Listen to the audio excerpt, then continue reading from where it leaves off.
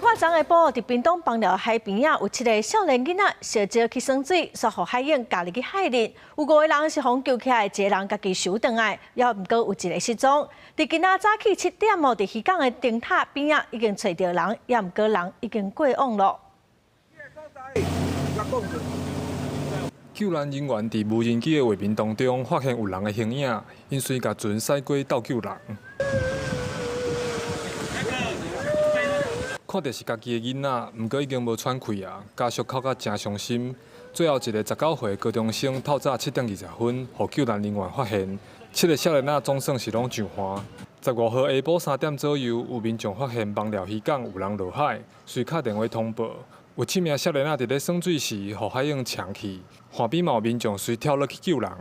是旁边的民众与钓客在喊救命、救人这样子，然后我们才看到，就是我跟另外一个学长就下去救，有1、2个是已经昏迷的状态，就是飘在水上啊，其他就是那种无力，有点想挣扎，然后又没有力气那一种的。这7名高中生有的住伫枋寮乡、甲春日乡，小约去渔港边仔耍水，煞想袂到一船倒流，甲因加入去海里。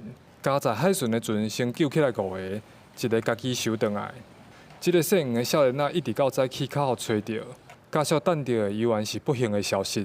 7名少年仔耍水的所在边仔就有新勇会，会员嘛表示一定会早铺网，才会识别，才会落海游水。伊会倒拖流啦，风台弄着海南倒，啊，伊倒有无？会涌搁倒溢转来，啊是倒大涌安尼啦。